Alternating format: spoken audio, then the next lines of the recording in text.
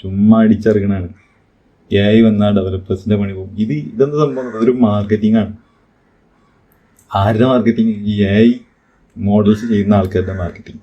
ഇനി അങ്ങനെ വന്നത് ആ സംഭവം എന്താ വെച്ചാൽ, എന്താ പറയുക, ഇപ്പോൾ ഓപ്പൺ എഐൻ്റെതാ ChatGPT CEO അല്ലെങ്കിൽ ഗൂഗിള് അല്ലെങ്കിൽ ക്ലൗഡിൻ്റെ ആന്ത്രോപിക്കിൻ്റെ CEO ഇവരൊക്കെയാണ് ഇതിനെ പ്രൊമോട്ട് ചെയ്ത് വലിയ ഹൈപ്പ് കൊടുത്ത് കയറ്റി വെക്കുന്നത്. അതായത് ഞങ്ങളെ സാധനം വന്നു കഴിഞ്ഞാൽ ഡെവലപ്പേഴ്സിൻ്റെ പണി പോകും, ഡെവലപ്പേഴ്സിൻ്റെ സീനിയർ സോഫ്റ്റ്വെയർ എഞ്ചിനീയറൊന്നും ഇനി വേണ്ട, കോഡ് റിവ്യൂ ഒക്കെ AI നോക്കിക്കോളും, കോഡ് എഴുതുന്നത് AI നോക്കിക്കോളും, ഇങ്ങനെ പറഞ്ഞിട്ട് തള്ളി കയറ്റി വെച്ചിട്ട് കുറേ ജോലി കളയുക.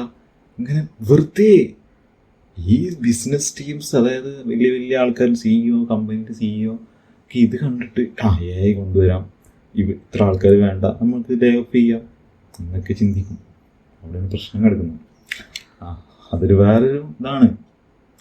അപ്പോൾ ഇതാണ് ഇവരിങ്ങനെ ചെയ്തിട്ട്. പക്ഷേ നേരെ മറിച്ച് മൈക്രോസോഫ്റ്റിൻ്റെ ബിൽ ഗേറ്റ്സ് പറഞ്ഞത്, അല്ലെങ്കിൽ ലിനക്സിൻ്റെ എന്താ പറയുക, ലിനക്സ് ടോൾവേഴ്സ് പറഞ്ഞത്, ഈ ഹൈപ്പ് എനിക്ക് ഇഷ്ടമല്ല എന്നാണ്.